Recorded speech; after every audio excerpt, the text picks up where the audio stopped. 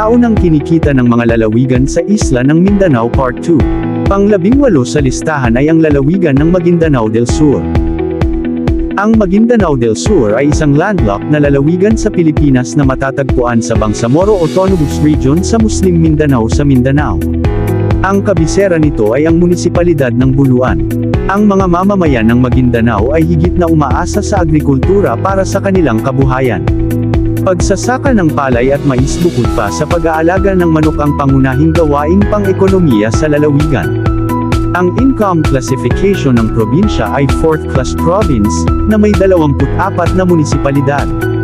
Ang lalawigan ay may population na 317,159. Ang GDP naman nito ay nagkakahalagang $682,738,232.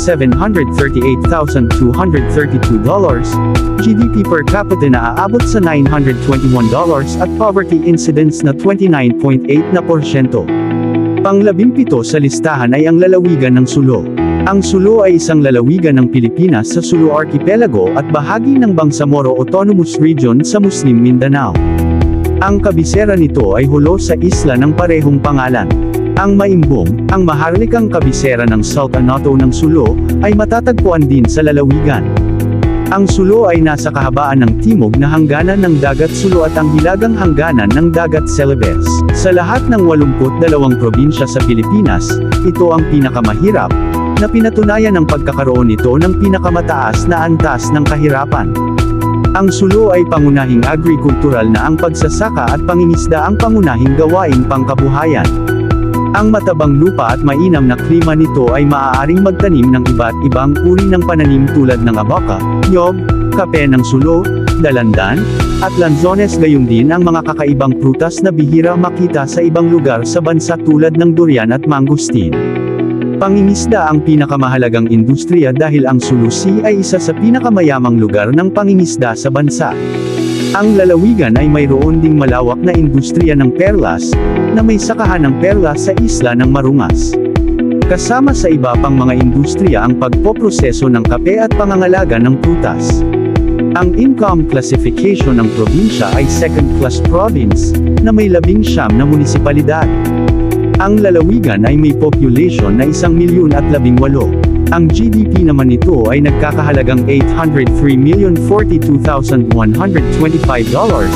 GDP per capita na aabot sa $802 at poverty incidence na 51%. Pang-16 sa listahan ay ang lalawigan ng Sarangani. Ang Sarangani ay isang lalawigan sa Pilipinas na matatagpuan sa rehiyon ng Soxargen. Ang kabisera nito ay Alabel. May 230 kilometro, 140 milya, na baybayin sa kahabaan ng Sarangani Bay at Dagat Celebes. Ang lalawigan ay nasa pinakatimog na dulo ng isla ng Mindanao. Ang nyog, mais, palay, saging, mangga, durian, goma, at tubo ay mga pangunahing pananim na ngayon ay itinatanam ng mga naninirahan. Ang lalawigan ay may mga plantasyon, mangga, saging, pinya, asparagus, mga bakahan ng baka, at mga komersyal na palaisdaan na tumatakbo sa lugar, na ang ilan sa mga ito ay umiral noon pang 40 taon. Ang kabisera nitong Alabel ay bahagi ng General Santos Metropolitan Area o Metro General Santos na isang metropolitan area. Ito ay sumasaklaw sa mataas na urbanisadong lungsod ng General Santos, ang Regional Agro-Industrial Center ng Alabel, ang mga bayan ng Glan, Kiamba, Maasin, Maitong, Malapatan at Malungun at ang mga karatig na lalawigan ng South Cotabato na nagdagdag ng Metro General Santos na nagdaragdag ng Lake Cebu, Polomolok, Tiboli, at Tupi. Ang income classification ng probinsya ay 2nd class province, na may 7 munisipalidad. Ang lalawigan ay may population na 558,946. Ang GDP naman nito ay nagkakahalagang $856,459,053. GDP per capita na aabot sa $1,532 at poverty incidence na 33.5%. Panlabinlima sa listahan ay ang lalawigan ng Davao de Oro. Ang Davao de Oro ay isang lalawigan sa Pilipinas na matatagpuan sa rehiyon ng Davao sa Mindanao. Ang kabisera nito ay Nabunturan. Dati itong bahagi ng lalawigan ng Davao del Norte hanggang sa ginawa itong hiwalay na lalawigan noong 1998. Ang lalawigan ay nagtataglay ng isa sa pinakamalaking deposito ng ginto sa Pilipinas, na may 10 sa 11 bayan nito na mayroong isa o higit pang mga minahan ng ginto. Ang pinakamalaki sa mga ito ay nasa Mount Diwalwal sa bayan ng Moncayo. Ang bayan ng Nabunturan, ang kabisera ng probinsya, ay tahanan din ng pinakamalaking gintong singsing sa Pilipinas, ang The Solidarity Ring. Ang Davao de Oro ay tinaguri ang pangalawang pinakamayamang lalawigan sa Pilipinas ng Commission on Audit sa taong 2017. Noong taong iyon, ang pamahalaang panlalawigan nito ay nag-post ng record na mataas na 18.75 na bilyong piso halaga ng mga ari-arian, ang pinakamalaki sa buong Mindanao. Noong 2019, sa pagtaas ng 20.099 pesos bilyon na halaga ng mga ari-arian, nananatili itong pinakamayamang lalawigan sa Mindanao. Ang economic driver na nagdala sa lalawigan sa katayuang ito ay sanhi ng maraming mga negosyo, plantasyon ng saging, at malawak na mga minahan ng ginto at pilak sa buong lalawigan, na dinagdagan pa ng napapanahon nitong infrastruktura sa transportasyon. Ang lalawigan ay nagtataglay ng isa sa pinakamalaking deposito ng ginto sa Pilipinas, kung saan 10 sa 11 bayan nito ang may isa o higit pang mga minahan ng. Ang pangunahing pinagkukunan ng kabuhayan sa lalawigan ay ang mga produktong agrikultural tulad ng palay, niyog, kakao, kape, papaya, mangga, pinya, durian at saging. Ang ilang mga residente sa lalawigan ay may mga palaisdaan at nag-aalaga ng sariling isda tulad ng tilapia at bangus. Ang income classification ng probinsya ay first class province at may 11 munisipalidad. Ang population ng lalawigan ay nasa 767,547. Ang GDP nito ay umaabot sa 1,662,550,589 dollars. Ang GDP per capita naman nito ay nasa 2,166 dollars at may poverty incidence na 17.7%. Panlabing-apat sa listahan ay ang lalawigan ng Agusan del Norte. Ang Agusan del Norte ay isang lalawigan sa rehiyon ng Caraga ng Pilipinas.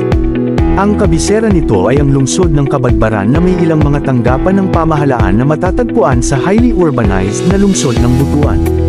Ang ekonomiya ng lalawigan ay nangingibabaw sa agrikultura, ang mga pangunahing pananim na kinabibilangan ng palay, mais, niyog, abaka, saging at mangga.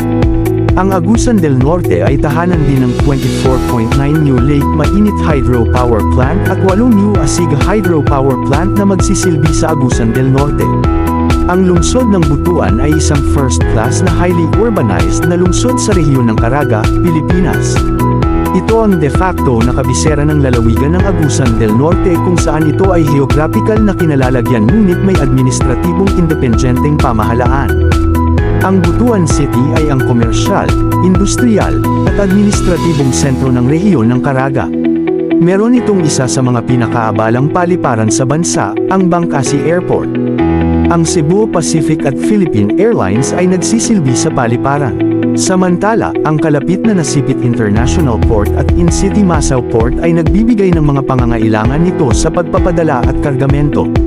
Mahigit 260 na institusyong pampinansyal ang tumatakbo sa lungsod tulad ng Metrobank, Banco de Oro, Bank of the Philippine Islands, BPI, Land Bank of the Philippines, Land Bank, dating UCPB mula noong 2022, Philippine National Bank, PNB, China Bank, East West Bank, Rizal Commercial Banking Corporation, RCBC, Union Bank, Security Bank at Maybank. Binuksan ng Bangko Sentral ng Pilipinas, BSP, ang kanilang regional office dito upang samantalahin ang masiglang industriya ng gold trading sa rehiyon. Ang mga kumpanya ng insurance, sa pangunguna ng Film Life, ay naruroon din sa lungsod. Mayroong 2 universidad sa lalawigan at ito ay ang Father Saturnino Urius University at ang pangalawa naman ay ang Caraga State University, Main Campus, na dating kilala bilang Northern Mindanao State Institute of Science and Technology.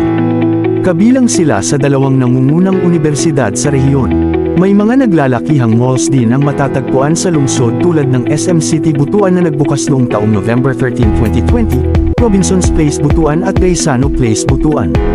Ang lungsod ng Cabadbaran naman ay isang 6th class component city na bahagi ng lungsod at ang kabisera din ng lalawigan. Ang Kabadbaran ay gumagawa ng ilang mga pananim na pang-agrikultura tulad ng palay, mais, niyog, abaka, saging, at mangga.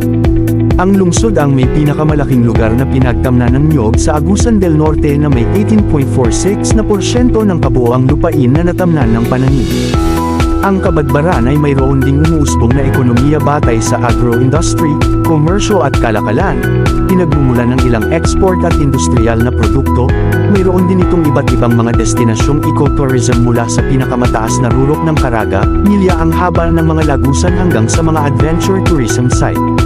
Mayroong 3 pribadong kolehiyo tulad ng Northern Mindanao Colleges Inc., Candelaria Institute of Technology of Kabadbaran, Inc., Rafael A. Mondejor Memorial College at isang pampublikong universidad na Caraga State University Kabadbaran Campus. Ang income classification ng lalawigan ay third-class province. May isang independent cities at ito ay ang Butuan City, isang component city at ito ay ang Kabadbaran City at 10 munisipalidad. Ang population ng lalawigan ay nasa 760,413. Ang GDP nito ay umaabot sa $1,715, 580,964. Ang GDP per capita naman nito ay nasa $2,256 at may poverty incidence na 23.5%. Pang-13 sa listahan ay ang lalawigan ng Zamboanga del Norte. Ang lalawigan ng Zamboanga del Norte ay isang lalawigan sa Pilipinas na matatagpuan sa loob ng rehiyon ng Tangway ng Zamboanga sa Mindanao. Ang kabisera nito ay lungsod ng Dipolog.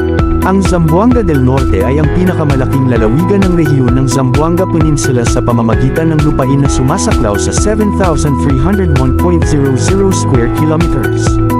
Ang Zamboanga del Norte ay ang ika-26 na lalawigang may populasyon sa Pilipinas. Humigit-kumulang kalahati ng lupain ng lalawigan ay nakatuon sa agrikultura. Mais, niyog, at palay ang pangunahing pananim. Ang lalawigan ay mayaman sa mga mapagkukunan ng dagat at mineral. Ang produksyon ng isda nito ay bumilis sa pamamagitan ng pagbuo ng mga palaisdaan. Ang komersyal na pangingisda ay patuloy na tumaas sa paglipas ng mga taon, kasama ang yellowfin tuna bilang pangunahing species. May mga malalaking dayuhang kumpanya ng pagmimina ay nag-ooperate sa loob ng lalawigan tulad ng Canadian company na TVI Resource Development at Philex Mining Corp. Ang lungsod ng Dipolog ay isang third-class component na lungsod at kabisera ng lalawigan ng Zamboanga del Norte. Mapupuntahan ang Dipolog sa pamamagitan ng eroplano sa pamamagitan ng Dipolog Airport o sa pamamagitan ng lancha sa Galas Port sa Barangay Galas o sa malapit na Pulawan Port sa Dapitan. Ang lungsod ay isa na ngayon sa mga pangunahing opsyon para sa mga lokal na mamumuhunan mula sa Cebu, Dumaguete, Cagayan de Oro at Davao at para sa mga dayuhang nasyonalidad mula sa India at China. Sagana rin ito sa likas na yaman sa aspeto ng agrikultura na may mga fish pond area at fishing grounds.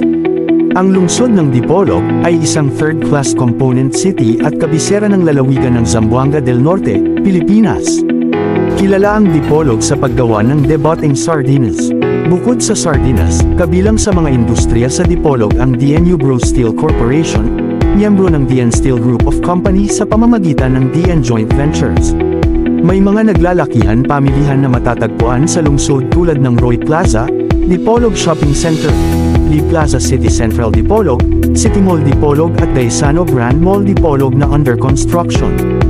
Ang Dipolog ay may 4 na pangunahing ospital. Ito ay ang Corazon C. Aquino Hospital sa Biasong, Ospital ng Kabataan ng Dipolog sa Estaca, Zamboanga del Norte Service Cooperative Hospital sa Turno, at ang Zamboanga del Norte Medical Center sa Sikayam. Samantala malapit nang matapos ang ACE, Allied Care Experts, Medical Center Dipolog sa Olingan na under construction ngayon. Ang lungsod ng Dipolog ay mayroong isang state university at 3 pribadong kolehiyo. Ito ay ang Jose Rizal Memorial State University Dipolog Campus, St. Vincent's College, Inc., at Andres Bonifacio College. Ang isang lungsod naman nito ay ang Dapitan City. Ang lungsod ng Dapitan ay isang third-class component city. Mahalaga ito sa kasaysayan bilang lugar kung saan ipinatapon si Jose Rizal ng mga kolonyal na awtoridad ng Espanya dahil sa kanyang pagbabanta na magsimula ng mga revolusyonaryong aktibidad. Dahil dito ang syudad ay kilala bilang Shrine City sa Pilipinas. Ang lungsod ay tahanan din ng Glorious Fantasyland, ang unang amusement park sa Mindanao. Ang income classification ng lalawigan ay first class province. May dalawang component city ang lalawigan at ito ay ang Dapitan at Dipolog at may 25 munisipalidad. Ang population ng lalawigan ay nasa 1,047,455. Ang GDP nito ay umaabot sa $2,046,814,553. Ang GDP per capita naman nito ay nasa $1,954 at may poverty incidence na 40.8%. Pang-12 sa listahan ay ang lalawigan ng Misamis Occidental. Ang Misamis Occidental ay isang lalawigan na matatagpuan sa rehiyon ng Hilagang Mindanao sa Pilipinas. Ang kabisera nito ay ang lungsod ng Oroquieta. Nakasalalay ang ekonomiya ng probinsya sa pangingisda, pangalawa sa niyog, pangatlo sa palay. Ang lalawigan ay may 169 na kilometro, 105 milya, ng baybayin sa harap ng mayamang lugar ng pangingisda ng Panghil at Iligan Bays. Mayroon din itong pinakamalaking lugar ng mga palaisdaan. Bagamat ang kabisera ng lalawigan ay ang Oroquieta City, ngunit ang lungsod ng Ozamis ay naging sentro para sa komersyo, kalusugan, transportasyon, at edukasyon. Ang lungsod ng Ozamis ay isang third-class component city sa lalawigan ng Misamis Occidental. Ang Ozamis ay may ilang kilalang shopping center sa loob ng city center nito tulad ng Gaisano Capital Mall, Novo na may isang hotel na pinangalanang Asia Novotel, Robinson's Supermarket, Pure Gold Ozamis na may kauna-unahang 7-Eleven at Unitop Ozamis, gayunpaman ito ay nagsara noong 2022. Ang lungsod ay may 7 ospital at mga pasilidad sa pangangalagang pangkalusugan tulad namin ni Mayor Hilarion A. Remiro Senior Medical Center, Misamis University Medical Center, Medina General Hospital, Faith Hospital, SM Lao Memorial Hospital, St. Joseph General Hospital, dating St. Mary General Hospital at St. Padre Pio Medical Clinic. Mayroong 2 universidad sa Ozamis at ito ay ang La Salle University, dating kilala bilang Immaculate Conception College, at Misamis University. Ang lungsod ng Tangub naman ay isang fourth-class component city sa lalawigan ng Misamis Occidental. Ang Tangub City ay din kung saan matatagpuan ang Panghil Bay Bridge. Kapag natapos na, ang 3.77 na kilometro na tulay ay magdudugtong sa Tangub, Misamis Occidental hanggang Tubod, Lanao del Norte. Ang Tangub City ay isang fishing port sa Panghil Bay na sikat sa seafood. Ang niyog ang pangunahing pananim. Pinoproseso ito sa mantika, desiccated coconut, at car, na karamihan ay ipinapadala sa Cebu. Ang pagpoproseso ng niyog ay ang pangunahing industriya sa Oroquieta City. Ang iba pang pananim ay palay, mais, abaka, kape, kakao at goma. Ang lungsod ng Oroquieta ay isang fourth-class component city at kabisera ng lalawigan ng Misamis Occidental. May 4 na pangunahing supermarket sa Oroquieta City ay kinabibilangan ng Harig Montero Trading, Novo Oroquieta, Prince Hypermart Oroquieta at Robinson's Supermarket Oroquieta. Ang Oroquieta City ay mayroon ding 3 sangay ng 7-Eleven. Ang lungsod ay may 4th na pangunahing ospital tulad ng Misamis Occidental Provincial Hospital, St. Therese Hospital, Dignam Foundation Hospital Oroquieta Community Hospital at Tamola, Tan Medical Center. Mayroong grupo ng mga internasyonal na kolehiyo at universidad sa lungsod tulad ng Southeast Asian Institute Oroquieta City Campus, Misamis University, University of Science and Technology of Southern Philippines at Dr. Solomon U. Molina College. Ang income classification ng lalawigan ay second-class province.